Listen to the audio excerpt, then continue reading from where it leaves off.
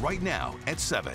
Breaking news, tragedy in a middle school parking lot. The East Bay school trustee killed in a shocking accident. Also breaking right now in the South Bay, a freeway shutdown after a police chase turns deadly and an officer opens fire. Plus, KPIX 5 speaks exclusively to the man who helped stop a racially motivated attack at a busy Bay Area train station. I wanted to go forward and let the Asian community know that we have your back. I will have those conversations with law enforcement. They will have my respect. Ready to get to work, the governor uses the Bay Area to announce his historic pick for Attorney General. We're live. Now at 7, breaking news. This just in, a tragic story at a Dublin middle school. A Dublin Unified School Board trustee was killed during a food giveaway. 48-year-old Catherine Kuo was hit by a car and then became pinned against another vehicle. Chopper 5 flying over Fallon Middle School just moments ago. Kuo was participating in a food distribution event in the parking lot. She was rushed to Eden Medical Center in Castro Valley, where she succumbed to her injuries. How this happened is now under investigation, but alcohol or drugs don't appear to have played a role. Dublin Unified just released this statement. Catherine had a lightness about her, a comforting manner that helped people feel at ease. She was friendly, nurturing, kind, and generous. We were lucky to have known her and will miss her more than words can express. Also breaking tonight, some new video from a deadly police shooting in Fremont. A motorcycle officer with his gun drawn approaching a vehicle just after shots were fired. And here's a live look at the scene right now. Officers have shut down eastbound lanes of Highway 84 and are urging drivers to avoid the area. Good evening, I'm Ken Bastida. And I'm Elizabeth Cook. KPIX 5's Marie Medina is at the scene with more on how it all unfolded. And this shooting happened about 3 p.m. and you can see there is still a heavy police presence at this hour. We're going to go ahead and show you pictures now from Chopper 5. You can see heavily armored police vehicles surrounding a car as well as a gun on the ground. We're learning a few more details as well, including that this started as a police chase. One Fremont police officer fired his gun. That officer is okay. It is unclear, however, why the chase began in the first place or why the officer felt forced to fire. Now, we do know by looking at our chopper video, one person is down, but police have not identified who that person is in relation to the case. Now, the eastbound lanes on Highway 84 near Ardenwood Boulevard are shut down and only one lane is open westbound. Unclear when those lanes will open. I will tell you that this area is full of retail, a lot of restaurants and businesses in this area. Amazing that no one else was hurt during that police chase. Again, if you are heading to this area, Highway 84 near Ardenwood Boulevard is closed at this hour as police investigate this deadly officer-involved shooting. And let's take you back out live to the scene. We first brought you the live pictures of the scene on the KPIX 5 News app. Now, you can use the QR code on your screen to download the app so you can get breaking news anytime, and we'll show you the code again as we go to break. Now to a KPIX 5 exclusive. This evening, we are hearing from a man who stopped an attempted sexual assault in San Jose that's being described as a hate crime. The attack happened in a tunnel at the Diridon train station. Brandon Hawes says he rounded the corner and found an Asian woman on the ground, a man pulling her by the hair. Haas says he rushed over and then followed the suspect as he tried to get away. Luckily, police arrived and arrested that suspect. And the best sound I've heard in my life is the clink of the handcuffs. She had told me that the man had come up with a chokehold behind her and brought her down to the ground, which is where I came upon it. And he had said, Asians, Asians. I wanted to go forward and let the Asian community know that we have your back. Tonight, San Francisco's mayor is promising more support to the AAPI community. City will partner with nonprofits to put teams of people trained in violence prevention into neighborhoods like Chinatown and the Tenderloin.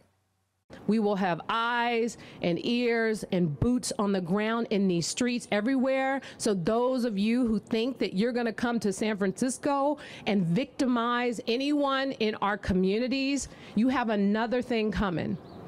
We will not tolerate it. City is also beefing up a program that assigns people to walk with seniors who are out running their errands. The basketball community remembering a star college athlete tonight. Oakland native Oscar Freyer was on his way home from the NCAA tournament when he was killed along with two others in a horrific crash near Lodi.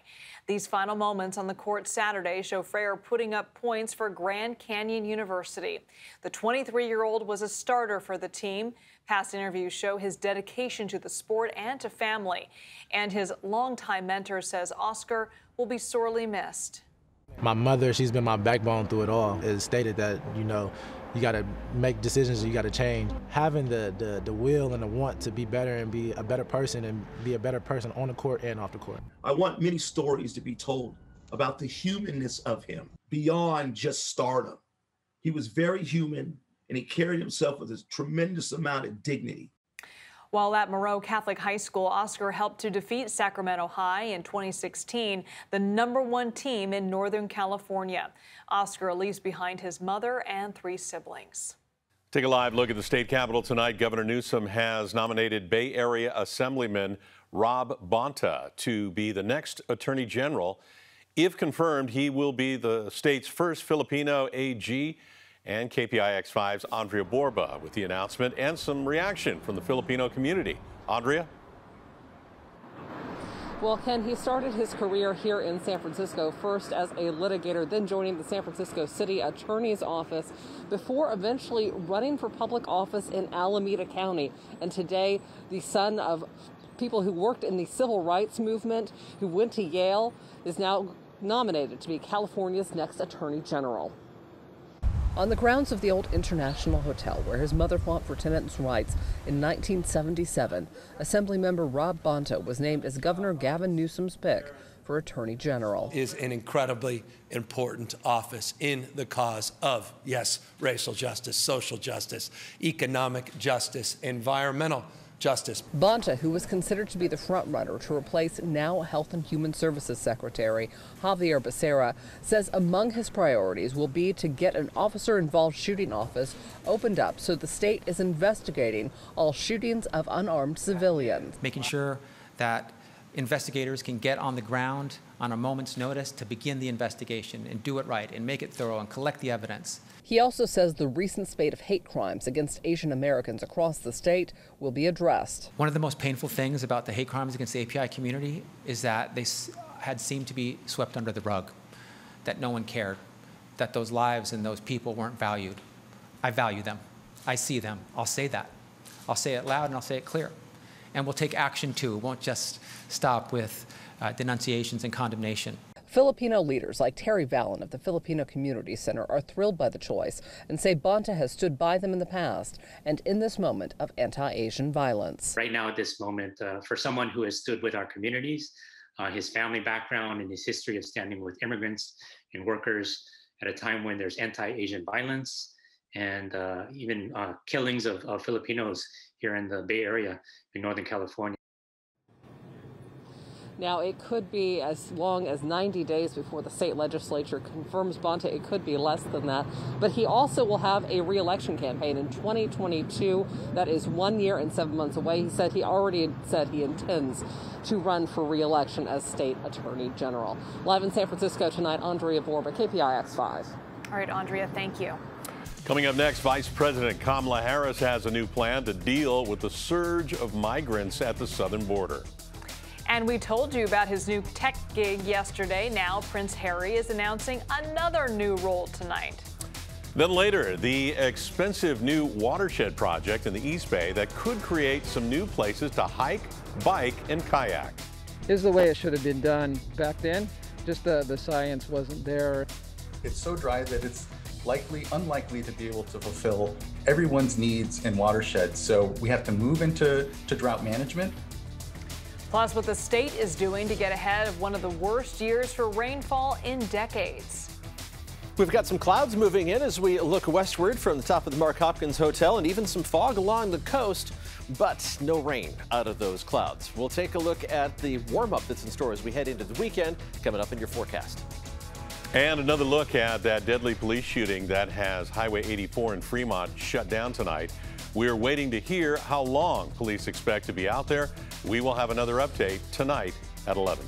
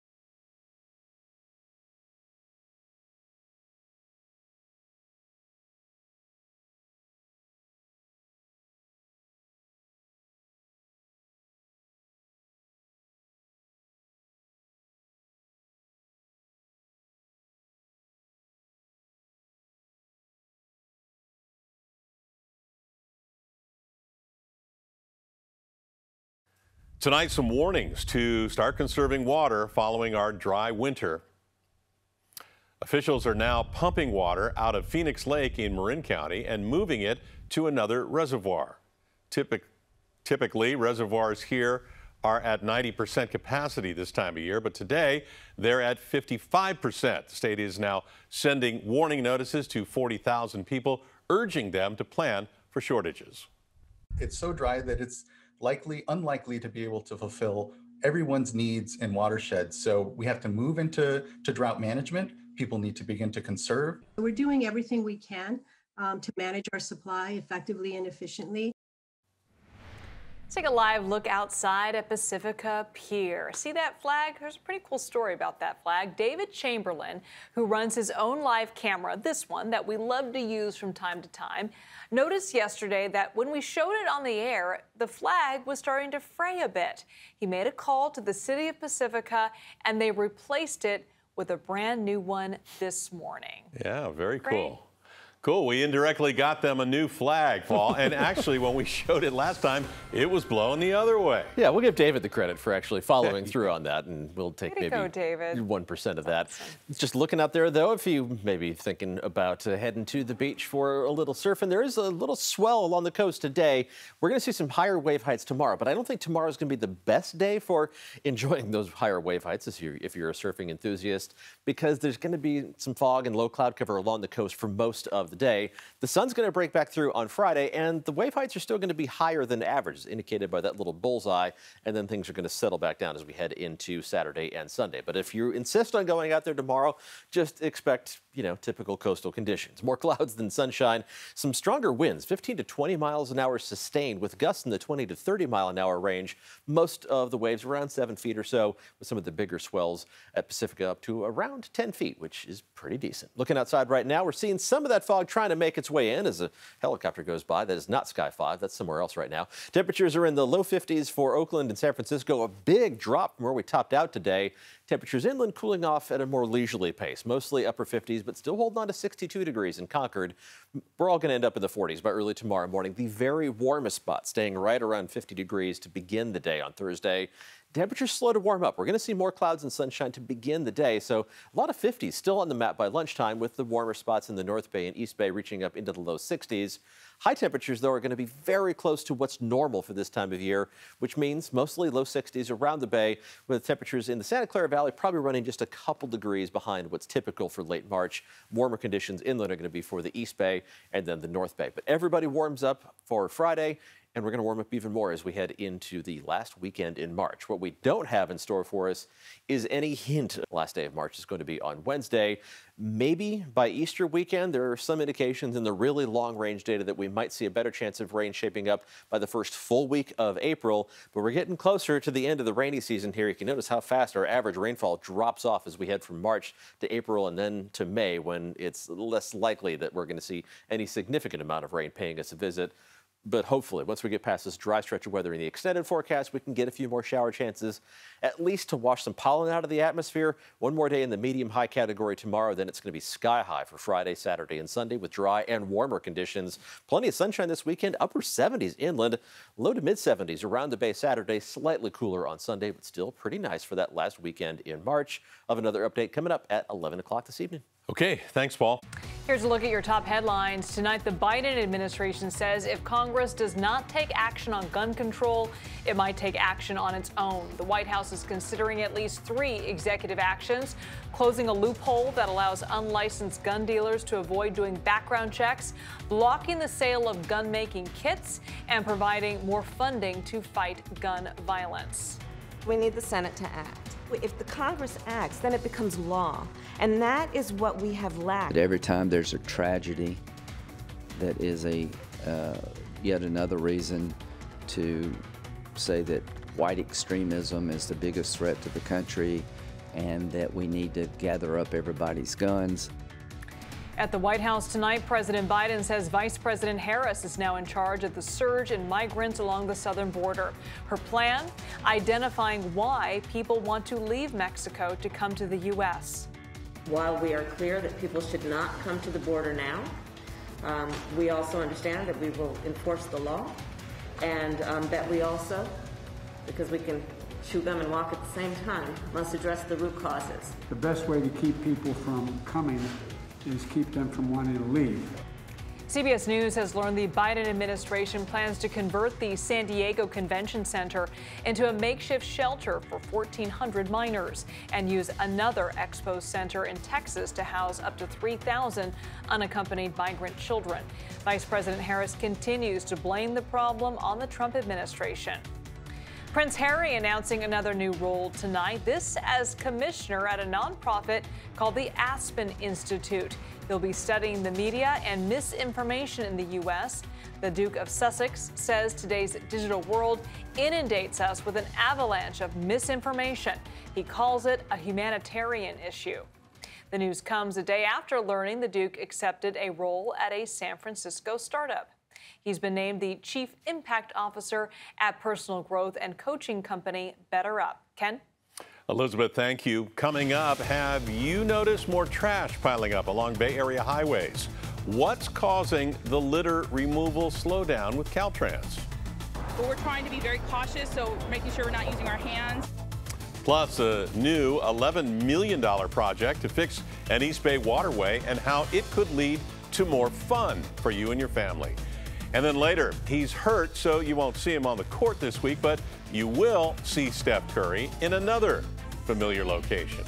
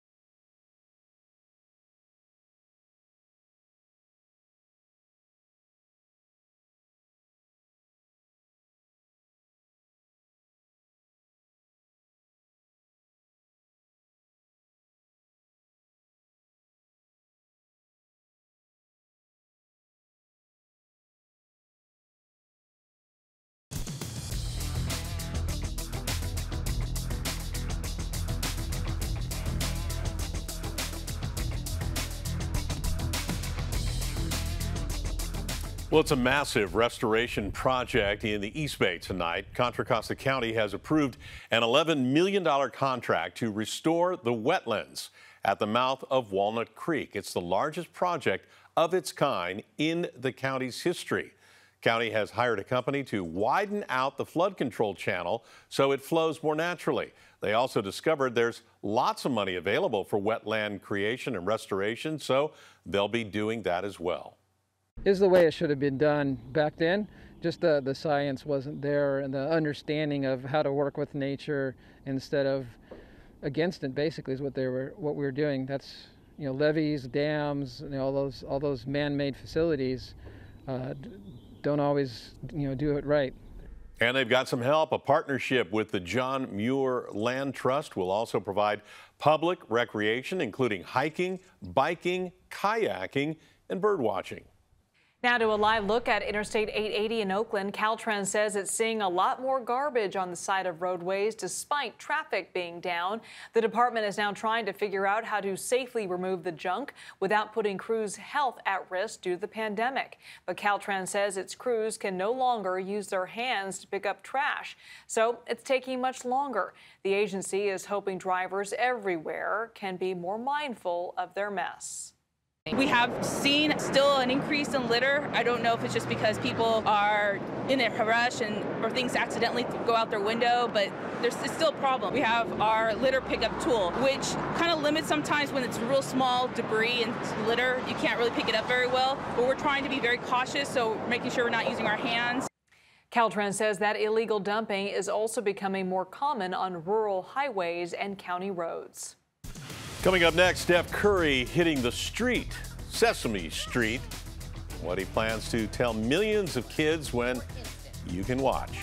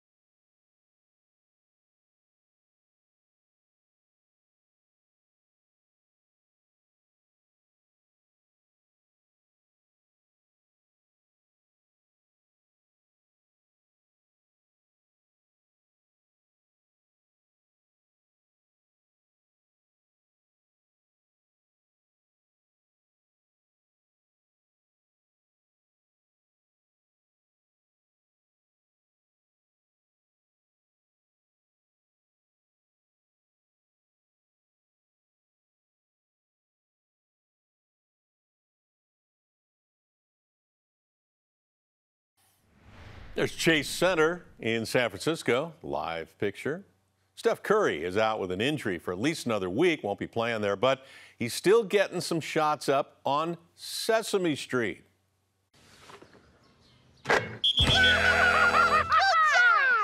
God. Elmo loves it all net. Steph and Aisha Curry will appear on a new episode tomorrow to promote Eat, Learn, Play and show why breakfast is the most important meal of the day. Elmo is there. We will be watching, probably on repeat. Grover, Cookie Monster, they're all there. The whole gang. Thanks for watching. The news continues streaming on CBSN Bay Area.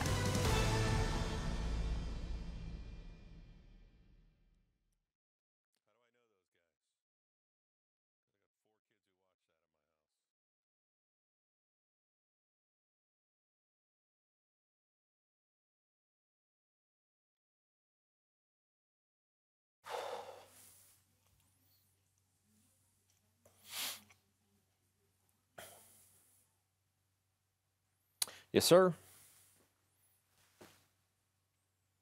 A storm system is going to send some clouds towards the Bay Area on Thursday, but we're still going to see the sun peeking through, and we're not going to see any rain out of those clouds. Unfortunately, it is going to be cooler and breezy for one day, and then temperatures start to warm up on Friday, and cooling down just means we're going to see average temperatures across the Bay Area on Thursday. We're going to start off in the 40s across the board, just a little bit warmer near the water. High temperatures Thursday afternoon reaching up into the mid to upper 50s along the coast, low to mid 60s around the bay, a little farther into the 60s farther inland, especially the North Bay and East Bay.